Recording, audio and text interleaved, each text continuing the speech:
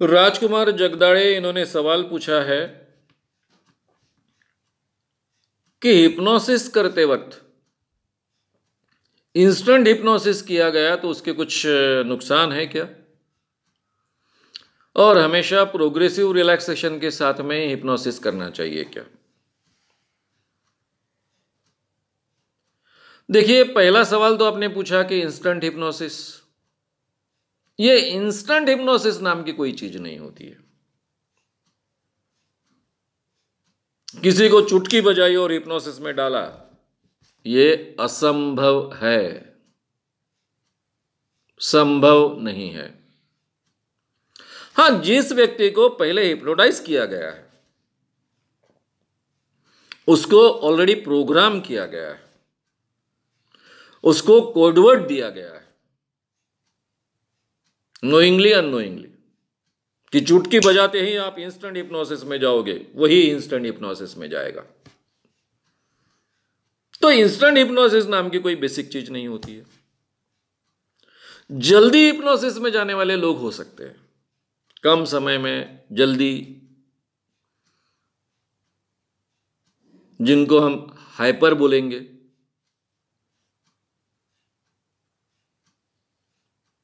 तो ऐसे कुछ लोग हो सकते हैं,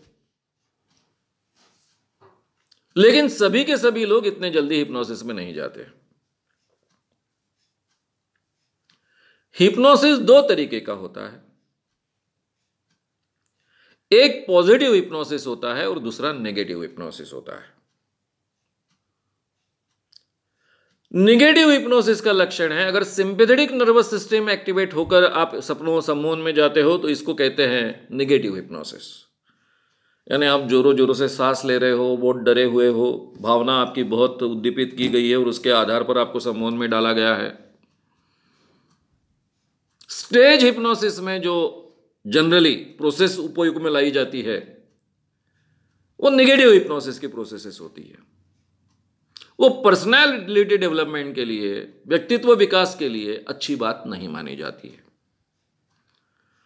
पर्सनैलिटी डेवलपमेंट के लिए हमेशा पॉजिटिव हिप्नोसिस उपयोग में लाना चाहिए, ऐसा माना जाता है।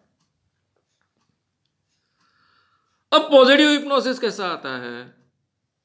पैरासिम्पैथेटिक नर्वस सिस्टम एक्टिवेट होनी चाहिए। पैरासिम्पैथेटिक नर्वस सिस्टम कैसे एक्टिवेट होती है? रिलैक्सेशन टेक्निक से एक्टिवेट होती है। आपकी सांस संथ लयबद्ध है, ब्लड प्रेशर नॉर्मल है, इस अवस्था में आप बहुत अच्छे ढंग से ट्रांस में जा सकते हो और वो पॉजिटिव ट्रांस होता है।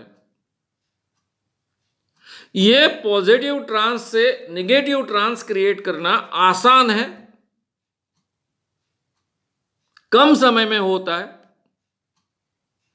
लेकिन वो पर्सनालिटी डेवलपमेंट के लिए उपयुक्त नहीं माना जाता है। इसीलिए कई देशों में स्टेज प्रोग्राम्स पर जो पाबंदी आई है, उसके पीछे का यही कारण है, क्योंकि उसमें नेगेटिव ट्रांस का बड़े पैमाने पर उपयोग किया जाता है। इंस्टेंट हिप्नोसिस की तो कोई बात नहीं होती है।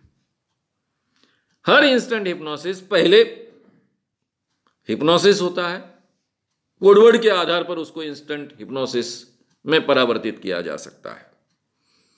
चुटकी बजाए, कोई तो भी एक आंकड़ा, नंबर या फिर कोई कोडवर्ड का उपयोग करे और वो आदमी तुरंत उस अवस्था में चला जाए।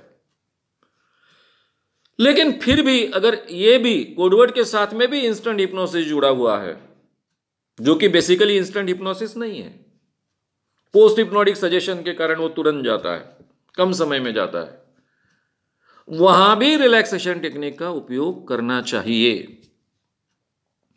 चाहे हिप्नोसिस में जाने के बाद रिलैक्सेशन वापरिए या फिर रिलैक्सेशन वापर कर इंस्टेंट हिप्नोसिस में जाइए कोडवर्ड का उपयोग कर कर, दोनों प्रकार चल सकते हैं। क्योंकि जनरली इंस्टेंट हिप्नोसिस में जाते समय आपकी सांस बढ़ जाती है, सिम्पैथेटिक नर्वस सिस्टम एक्टिवेट हो जाती है, और उसी अवस्था में वैसे ही आप रहे तो नेगेटिव ट्रांस क्रिएट होता है। इसलिए हेल्थ के लिए, पर्सनैलिटी डेवलपमेंट के लिए, सम्मोहन का बेहतर उपयोग करने के लिए पॉजिटिव ट्रांस की आवश्यकता होती है। और इसलिए इंस्टेंट हिप्नोसिस जो नहीं होता है साइंटिफिकली, कोडवर्ड के साथ में जुड़ा हुआ पोस्ट हिप्नोटिक सजेशन के कारण वो हिप्नोसिस कम समय में क्रिएट होता है, उसके साथ भी रिलैक्सेशन जोड़ना आवश्यक है, तो आप बेहतर परिणाम उसके पा सकते हो, आरोग्य के लिए भी और पर्सनैलिटी डेवलपमेंट के क्षेत्र के लिए भी। अगर आपको ये वीडियो पसंद आया हो तो उसे ज़रूर लाइक करें, लोगों में ये अवेयरनेस फैलाने में हमारी मदद करें, वीडियो को ज़रूर शेयर भी करें। तो हमारे YouTube चैनल श्याम मानव को विज़िट करें। ऐसे सारे वीडियोस का आनंद लेने के लिए हमारे चैनल को सब्सक्राइब करें, उसके लिए सब्सक्राइब बटन दबाएं। नए वीडियोस का नोटिफिकेशन पाने के लिए बेल आइकन दबाएं।